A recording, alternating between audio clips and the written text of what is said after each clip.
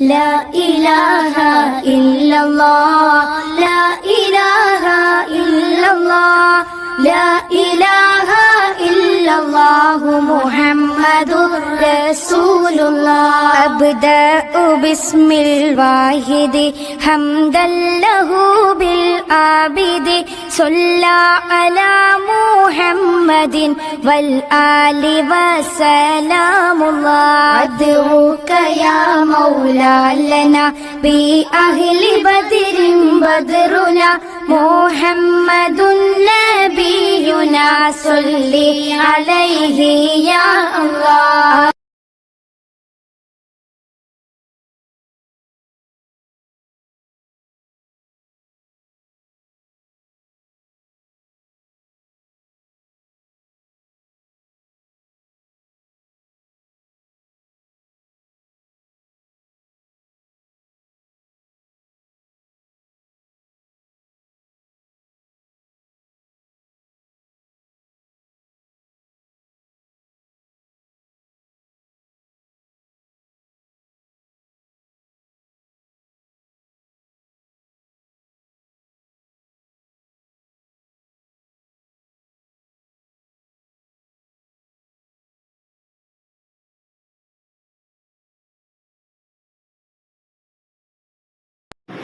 السلام عليكم ورحمة الله تعالى وبركاته.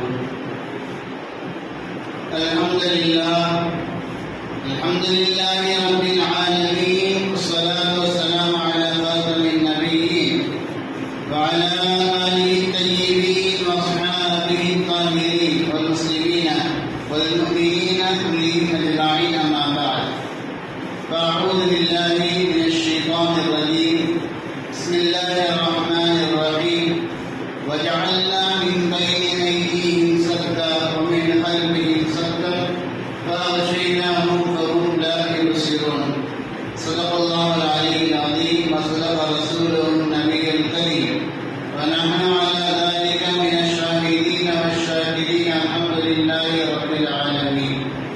فأمنتم الليل الله ஒருவனுக்கு சொந்தமானது.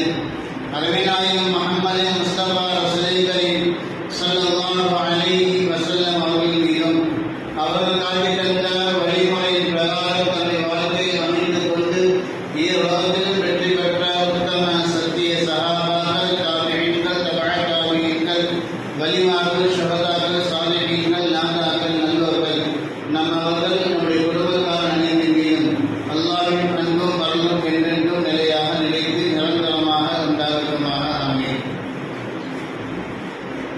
கண்ணியமிக்க அல்லாஹ்வின் நல்லடியார்களே, நபிநாயகம் ஸல்லல்லாஹு அலைஹி வஸல்லம் வாழ்க்கை வரலாற்றை தொடர்ச்சி சென்ற வாரத்தில் சஹாபாக்களுக்கு நபிநாயகம் ஸல்லல்லாஹு அலைஹி வஸல்லம் அவர்கள் ஹிஜ்ரத்திற்காக வேண்டி அனுமதி தந்தார்கள் என்பதை எல்லாம் பார்த்தோம்.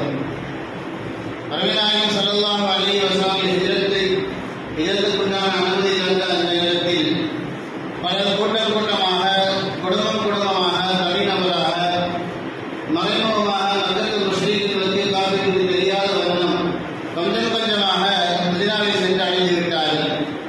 நபிநாயகம் ஸல்லல்லாஹு அலைஹி வஸல்லம் அவர்கள்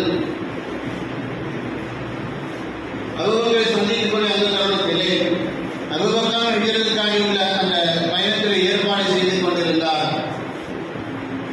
அபூபக்கரை சந்தித்து நபிநாயகம் ஸல்லல்லாஹு அலைஹி சொல்லியிருந்தார்கள், அபூபக்கரே, எனக்கும் ஹிஜ்ரத்துக்கான அனுமதி கிடைக்கும் என்பதாக நான் எதிர்பார்க்கிறேன் என்பதாக அபூபக்கரிடம் நபிநாயகம் ஸல்லல்லாஹு அலைஹி வஸல்லம் சொன்ன அந்த நேரத்தில் அபூபக்கர் சொல்கிறார், அப்படி என்றால் யா ரசூலல்லாஹ், நானும் உங்களிடம் வர ஆசைப்படுகின்றேன் என்பதாக சொல்லி தன்னுடைய ஏற்பாடுகளை பின்தங்கினார். நபிநாயகம் ஸல்லல்லாஹு அலைஹி வஸல்லம் அவர்களுக்கு அனுமதி கிடைப்பதை எதிர்பார்த்தவராக அதற்குண்டான ஏற்பாடுகளை செய்து கொண்டே தன்னிடத்தில் 2 ஒட்டகங்களை மிக பலசாலியாக, வலுமிக்கதாக, வேகமாக செல்லக்கூடியதாக பழக்கப்படுத்தி வந்தார். நபிநாயகம் ஸல்லல்லாஹு அலைஹி வஸல்லம் அவர்கள் ஹிஜ்ரத்துக்காக அனுமதி எதிர்பார்த்திருக்கின்றார்கள். இந்த சமயத்தில் காஃபிர்கள் தாரம் நதுவா என்று சொல்லப்படுகின்ற அந்த இடத்தில் ஆசிரியினார்கள். ஏற்கனவே முஸ்லீம்கள் கொஞ்சமாக மதீனாவுக்கு சென்று விட்டார்கள். முஸ்லீம்களுக்கு என்று தனிநாமமாக யஸ்ரிப் அன்றைய காலத்தில்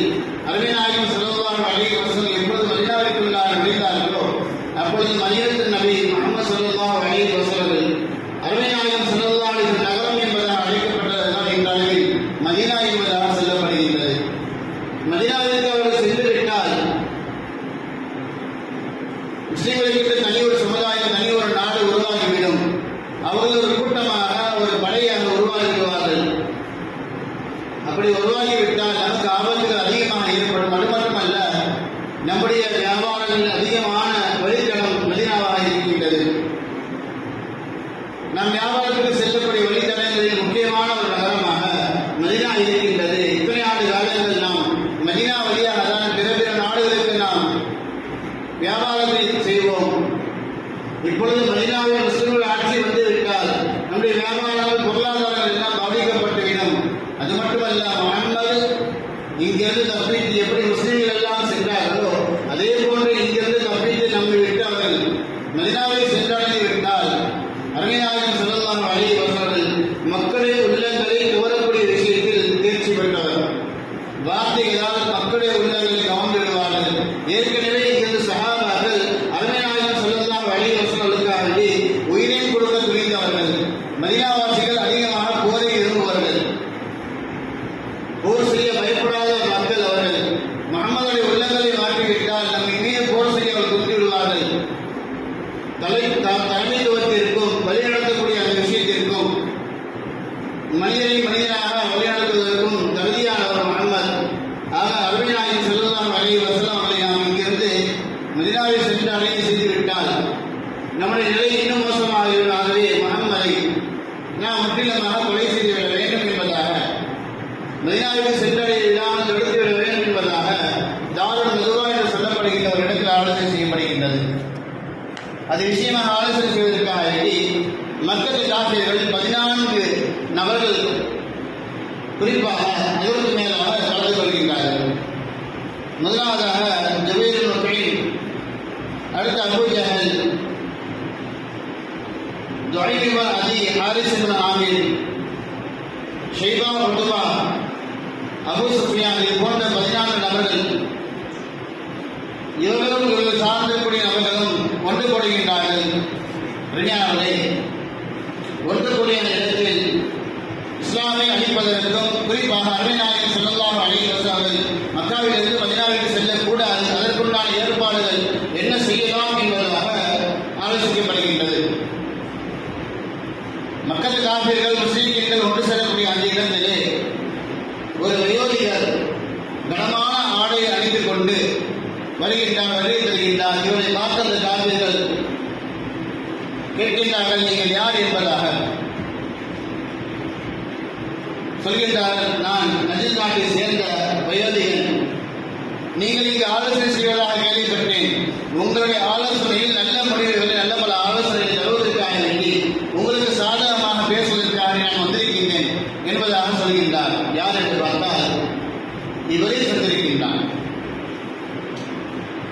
எல்லோரும் ஆலோசனை செய்கின்றார்கள். அவரை உள்ளே வரவேற்கின்றார்கள். அவனை எல்லோரும் பேசுகின்றார்கள். அதை ஒரு நபர் சொல்கின்றார், அபுல் அஸ்வத் என்று சொல்லப்படுகின்றனர். அருமை நாயகம் ஸல்லல்லாஹு அலைஹி வஸல்லம் முஹம்மதை நாம் நம்முடைய ஊரை விட்டு வெளியேற்றி விடலாம். அவர் எங்காவது சென்று விடட்டும். மதீனாவை கிளம்ப தேவையில்லை. வேறு ஏதேனும் ஒரு பகுதிக்கு அவரை நாம் நாடு கடத்தி விடலாம். நாம் அதை அப்படி செய்வதன் மூலமாக நமக்கு மத்தியில் ஏற்படுகின்ற அந்த பகைமையிலிருந்து, அரபு தேசத்துக்கு மத்தியில் ஏற்படுகின்ற பகைமையிலிருந்து நாம் தப்பித்துக் கொள்ளலாம் என்பதாக ஆலோசனை தருகின்றார். அந்த இப்லீஸ் சொல்கின்றான், இல்லை இல்லை, இது நல்ல யோசனை அல்ல. முஹம்மதை நீங்கள் எங்கு அனுப்பினாலும் சரி, அங்கு இருக்கக்கூடிய மக்களை அவருடைய வார்த்தையினால், அவருடைய குர்ஆனுடைய வார்த்தையின் மூலமாக அவர் உள்ளத்தை கவர்ந்து விடுவார். மக்களை தனக்கு சாதகமாக மாற்றி விடுவார். அவர்கள் இஸ்லாத்தை ஏற்றுக்கொள்வார்கள். பிறகு அவர்கள் உங்கள் மீது போர் தொடங்கக்கூடிய சூழ்நிலை உருவாகலாம். உங்களுடைய சொத்துக்கள் எல்லாம் பறிக்கப்படலாம். அந்த சூழ்நிலை உருவாகும். ஆகவே இது நல்ல யோசனை அல்ல என்பதாக இப்படி சொல்கின்றார். அடுத்தபடியாக அவர் சொல்கின்றார், அப்துல் புத்தரி அவர் சொல்கின்றார், முந்தைய காலத்தில் எல்லாம் கவிஞர்களை சங்கிலியால் பிணைக்கப்பட்டு ஒரு அறைக்குள்ள அடைத்து விடுவார்கள். அவருடைய கடைசி காலம் வரை, அதாவது மரணிக்கும் வரையிலும் அவர் அதே சூழ்நிலையில்தான் இருப்பார். சங்கிலியால் பிடிக்கப்பட்டு ஒரு அறைக்குள்ள அடைக்கப்பட்டு சரியான உணவு இல்லாமல், தண்ணீர் பசி பட்டினியாக இருந்து அவர் இறந்து போவார். அதே போன்று நாம் முஹம்மதை சங்கிலியால் பிணைத்து யாருக்கும் தெரியாத ஒரு அறைக்குள் நாம் அடைத்து வைத்து விடுவோம் என்பதாக அவரே சொல்கின்றார். இது கேட்டுவிட்டு அந்த நஜ்ஜினாத்துடைய கிழமை என்பதை சொல்கின்றார். இதுவும் நல்ல யோசனை அல்ல. இதனால் உங்களுடைய 2 சகோதரர்களை ஏற்கனவே காப்பாற்றிவிட்டார்கள் முஸ்லீம்கள். முஹம்மது ஸல்லல்லாஹு அலைஹி வஸல்லம் அவர்களை நாம் இப்படியாக அடைத்து வைத்திருக்கின்றோம் என்ற செய்தி அவருக்கு கிடைத்தால் போதும், மதீனாவில் இருக்கக்கூடிய அத்தனை முஸ்லீம்களும் ஒன்றாக திரண்டு வந்து தன்னுடைய உயிரை கொடுத்தேனும் அருமை நாயகம் ஸல்லல்லாஹு அலைஹி வஸல்லம் அவர்களை முஹம்மதை காப்பாற்றி சென்று விடுவார்கள். இதுவும் உங்களுக்கு ஆவலாக முடியும். ஆகவே இதுவும் நல்ல யோசனை அல்ல என்பதாக இவரே சொல்கின்றார். மூன்றாவதாக அபூ ஜஹல் சொல்கின்றான், உங்கள் யாருக்கும் தோன்றாத ஒரு யோசனை ஒரு அபிப்பிராயம் எனக்கு தோன்றிருக்கின்றது. இது மாதிரியான ஒரு யோசனை உங்களில் யாராலும் யோசித்திருக்க முடியாது. உங்களுடைய யாருடைய சிந்தனைக்கு எட்டிருக்காது. அப்படிப்பட்ட ஒரு ஆலோசனையை நான் உங்களுக்கு தருகின்றேன் என்பதாக சொல்லிவிட்டு சொல்கின்றான், நம்முடைய காபிர்களுடைய தலைவர்களில் சமுதாயங்களில் ஒவ்வொரு சமுதாயத்துடைய தலைவர்கள் ஒருவரை நாம் தேர்ந்தெடுக்க வேண்டும். பல சமுதாயங்கள் பல கோத்திரக்காரர்கள் மக்காவில் வாழ்ந்து கொண்டிருந்தார்கள். நபி நாயகம் ஸல்லல்லாஹு அலைஹி வஸல்லம் அப்துல் மனாஃபுடைய கிளையாரை சேர்ந்தவராக இருக்கின்றார்கள். அப்துல் மனாஃபுடைய கிளையாரை தவிரக்கூடிய எல்லா கோத்திரத்திலிருந்தும் ஒவ்வொரு தலைவர்களையும் நாம் தேர்ந்தெடுக்க வேண்டும். எப்படிப்பட்ட நபராக இருக்க வேண்டும் என்றால் வீரமான வீர தீரமாக இருக்க வேண்டும். தந்திரங்களை கையாளக்கூடிய நபராக இருக்க வேண்டும். அவர் கலந்து கொண்டால் அது வெற்றியை அதிகமாக கிடைக்க வேண்டும். அப்படிப்பட்ட நபரை தேர்ந்தெடுக்க வேண்டும் என்பதாக உடைய செய்யப்படுகின்றது. தேர்ந்தெடுத்து விட்டு எல்லோரும் ஒன்று சேர ஒரே நேரத்தில் ஒன்றாக முஹம்மதின் மீது பாய்ந்து நாம் ஒரே நேரத்தில் கொலை செய்துவிட்டால் அப்துல் மனாஃபுடைய கூட்டம் அந்த சமுதாயம் கொண்டிருந்தார்கள். தனி நபராக நின்று கொண்டு நம் அனைவருக்கும் போர் செய்ய முடியாது. நம்மை அவர்களால் எதிர்கொள்ள முடியாது. ஆகவே நாம் அவரிடத்தில் பேசி சமரசம் செய்து கொண்டு முஹம்மதுக்கு பகரமாக அதாவது சிரியாவை பகரத்தை நாம் கொடுத்து முடித்து விடலாம் என்பதாக, அதற்குண்டான பரிகாரம் செய்து கொள்ளலாம் என்பதாக மக்கள் காப்பீர்கள் பேசுகின்றார்கள். அவளே ஷைத்தான் சொல்கின்றான், இதுதான் நல்ல யோசனை. இது சொல்லக்கூடிய இந்த வார்த்தை இருக்கின்றது உண்மையாக. முஹம்மதை நீங்கள் இப்படி கொலை செய்யுங்கள், எல்லோரும் சேர்ந்து ஒன்றாக கொலை செய்தால் உங்கள் அனைவரையும் யாராலும் எதிர்க்க முடியாது. நீங்கள் எல்லோரும் ஒன்று சேர ஒன்றாக இருக்கிறீர்கள், ஒற்றுமையாக இருக்கிறீர்கள் என்பதாக ஷைத்தான் இது நல்ல ஆலோசனை, இதை நிறைவேற்றுங்கள் என்பதாக மசூரா தருகின்றார். அவளே இந்த செய்தி ஒரு பக்கம் நடந்து கொண்டிருக்கின்றது. முடிவு வந்துவிட்டது. அருமை நாயகம் ஸல்லல்லாஹு அலைஹி வஸல்லம் அவர்களை இன்று இரவு இந்த நேரத்தில் இந்த இடத்தில் கொலை செய்ய வேண்டும் என்பதால், அது மட்டுமல்ல யார் யாரை கொலை செய்ய வேண்டும் என்பதாக முடிவு செய்யப்படுகின்றது. சுமார் 11 நபர்கள், 11 கோத்திரத்துடைய தலைவர்களில் 11 தலைவர்களை வீரமான நபர்களை தேர்ந்தெடுக்கின்றார்கள். 11 கோத்திரத்தாரை சார்ந்த 11 நபர்கள் தேர்ந்தெடுக்கப்படுகின்றார்கள். இந்த இடத்தில் இந்த சமயத்தில் நாம் ஒன்று சேர வேண்டும். முஹம்மது அங்கு வந்தால் நாம் அனைவரும் ஒன்றோடு ஒன்று சேர்ந்து ஒன்றாக போல் மேலே இருந்து நாம் அவரை தாக்கி கொலை செய்துவிட வேண்டும் என்பதாக முடிவு செய்யப்படுகின்றது. அல்லாஹ் சுப்ஹானஹு வ தஆலா இங்கு நடக்கின்ற இந்த செய்தியை அருமை நாயகம் ஸல்லல்லாஹு அலைஹி வஸல்லம் அவர்களுக்கு அறிவித்து தருகின்றான். இப்படியாக உங்களுடைய சமுதாயம், உங்களுடைய ஊர் மக்கள் உங்களை கொலை செய்வதற்காக வேண்டி திட்டம் செய்திருக்கின்றார்கள். அதற்காக சில நபர்களை முடிவு செய்திருக்கின்றார்கள். இந்த இடத்திலே இந்த நேரத்திலே அவர்கள் உங்களை கொலை செய்ய போகின்றார்கள் என்ற செய்தி அல்லாஹ் சுப்ஹானஹு வ தஆலா நபிகளாருக்கு அறிவித்து தருகின்றார். அவளே காஃபிர்கள் இரவு பேசுகின்றார்கள்.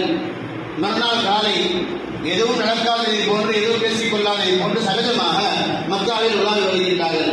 நபிகளாரை பார்த்தாலும் கூட எந்த ஒரு சஞ்சலம் சலப்பும் இல்லை என்றால் என்றும் இருப்பதை போன்று நிம்மதியாக சந்தோஷமாக சாதாரண நிலையில் இருக்கின்றார்கள். அல்லாஹ் சுப்ஹானஹு வ தஆலா நபிகளாரை அறிவித்து தந்தான். அருமை நாயகம் ஸல்லல்லாஹு அலைஹி வஸல்லம் அபூபக்கரை நோக்கி விரைந்து செல்கின்றார்கள். மதிய வேளையில் ஆள் நடமாட்டங்கள் வயிறுடைய விஷயத்தின் காரணமாக குறைவாகக்கூடிய அந்த மதிய வேளையில் தன்னுடைய முகங்களை வளைத்துக் கொண்டு நேராக அபூபக்கரை வீட்டிற்கு செல்கின்றார்கள்.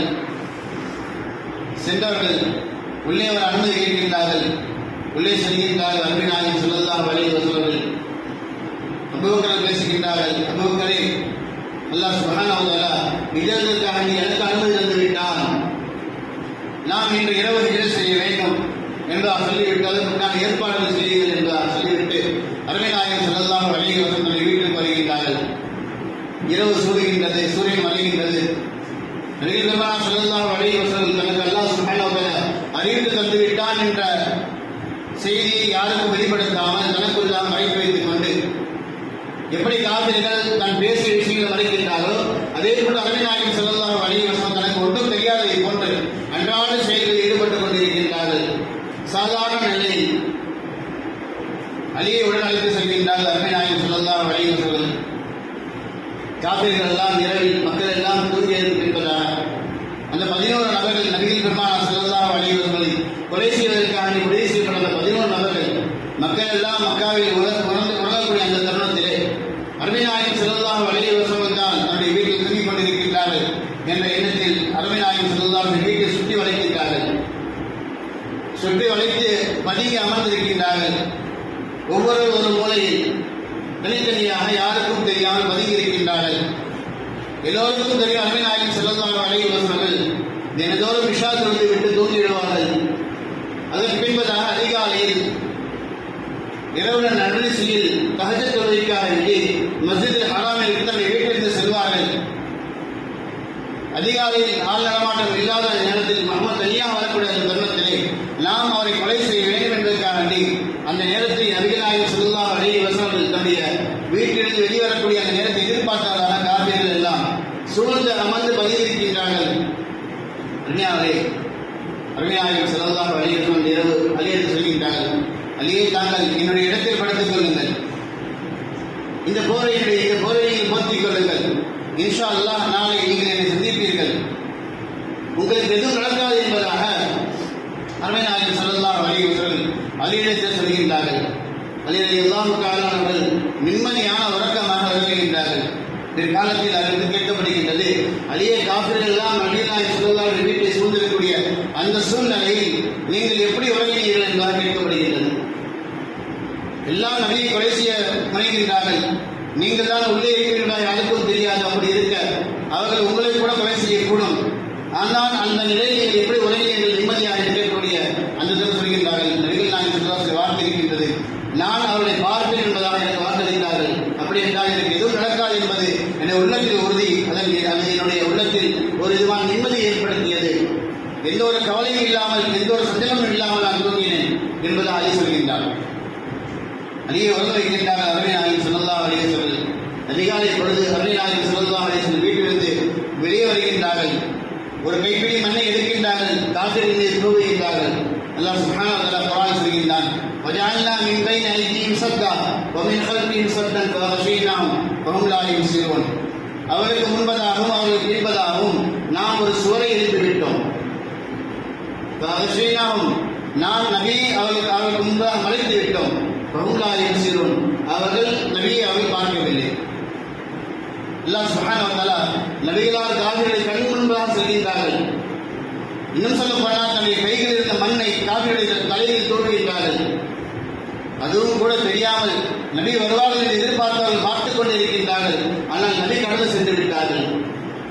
நேரங்கள் கழிகின்றது. குறிப்பிட்ட அந்த நேரத்திலே முஹம்மது ஸல்லல்லாஹு அலைஹி வஸல்லம் வெளியே வரவில்லை. இன்னும் எதிர்பார்க்கின்றார்கள். அதிகாலை பொழுது ஆகின்றது. அந்த வழியாக நபர் வருகின்றார். வந்தவர் கேட்கின்றார், எதை எதிர்பார்க்கின்றீர்கள்? நீங்கள் எல்லாம் மறைந்து கொண்டு யாரை எதிர்பார்த்துக் கொண்டிருக்கின்றீர்கள்? எதை எதிர்பார்த்து இருக்கின்றார் என்றால் சொல்கின்றார், முகமதை நான் எதிர்பார்த்திருக்கின்றோம் என்பதால். இப்பொழுதுதான் முகமது உங்களை கடந்து சென்றாரை நீங்கள் பார்க்கவில்லையா? முகமது உங்களை இப்பொழுதுதான் கடந்து சென்றாரை நீங்கள் பார்க்கவில்லையா? அது மட்டும் அல்ல, முகமது தூவி சென்ற அந்த மண் உடைய தலையில் பட்டிருக்கின்றார் பாருங்கள் என்பார் சொல்கின்றார்கள். தன்னுடைய தலையில் இருந்த மண்ணுகளை அந்த காசில் தட்டி விடுகின்றார்கள். அல்லாஹ் சுப்ஹானஹு வ தஆலா அவர்களும் சுருத்தி செய்தார்கள். அல்லாஹ் சுருத்தி செய்கின்றான். அல்லாஹ் கைகள் மாத்திரேன் சுருத்தி செய்தவர்கள் அல்லாஹ் சுப்ஹானஹு வ தஆலா சிறந்தவனாக இருக்கின்றான். காபிர்கள் அருமை நாயகம் ஸல்லல்லாஹு அலைஹி வஸல்லம் கொலை செய்ய வேண்டும், முடிக்க வேண்டும் என்பதாக அவர்கள் முடிவு செய்தார்கள். அல்லாஹ் சுப்ஹானஹு வ தஆலா தன்னுடைய வல்லமையை கொண்டு நபிகளாரை காப்பாற்ற வேண்டும் என்பதாக முடிவு செய்தான். கண்களுக்கு முன்பாக செய்கின்றார்கள், தெரியாமல் நல்லா பாதுகாத்தார். நேராக அபூபக்கர் வீட்டுக்கு செல்கின்றார்கள். அபூபக்கர் வீட்டிலிருந்து வாரே சௌர் பகுதிக்கு அருமைநாயகம் ஸல்லல்லாஹு சொல்கின்றார்கள், வெள்ளி சனி ஞாயிறு 3 நாட்கள் அருமைநாயகம் ஸல்லல்லாஹு அலைஹி வஸல்லம் அபூபக்கர் சொல்கின்றார்கள். நமக்கெல்லாம் கேள்விப்பட்ட விஷயம் தான், அதிகமாக கேட்டிருப்போம். நிறைய வரலாறு. 3 நாட்கள் தருகின்றார்கள்.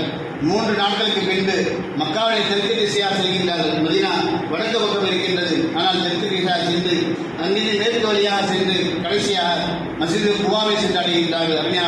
அருமைநாயகம் ஸல்லல்லாஹு அலைஹி வஸல்லம் காஃபிர்கள் செய்த சூழ்ச்சியிலிருந்து தப்பித்து அல்லாஹ்வுடைய உதவியோடு பெரும் கராமத்தாக அருமைநாயகம் ஸல்லல்லாஹு அலைஹி வஸல்லம் மக்காவில் புறப்பட்டார்கள். மஸ்ஜிது குபாவை சென்று அடைகின்றார்கள். அல்லாஹ் சுப்ஹானஹு வ தஆலா அருமைநாயகம் ஸல்லல்லாஹு அலைஹி வஸல்லம் வாழ்க்கை வரலாறு முதல் கட்டமாக இருக்கக்கூடிய மக்காவுடைய வாழ்க்கையை பற்றி அல்லாஹ் சுப்ஹானஹு வ தஆலா நமக்கு பேசக்கூடிய கேட்கக்கூடிய வார்த்தைகள் எல்லாம் தந்திருக்கின்றான். இன்ஷா அல்லாஹ் வரக்கூடிய வாரங்களில் அருமைநாயகம் ஸல்லல்லாஹு அலைஹி வஸல்லம் மதீனாவுடைய வாழ்க்கை, 2ஆம் கட்ட வாழ்க்கையை கேட்கக்கூடிய பேசக்கூடிய வார்த்தைகள் எல்லாம் நமக்கு தந்து நபிகள் பெருமானார் ஸல்லல்லாஹு அலைஹி வாழ்க்கை வழிமுறைகளை முழுமையாக விலகிக் கொண்டு அறிந்து கொண்டு அதன் பிரகாரம் வாழ்க்கை அமைத்துக் கொள்ளக்கூடிய பாக்கியத்தை அல்லாஹ் நமக்கு தந்து புரிவானாக. வஅல்ஹம்துலில்லாஹி ரப்பில் ஆலமீன். அஸ்ஸலாமு அலைக்கும் வரஹ்மத்துல்லாஹி வபரகாத்துஹு.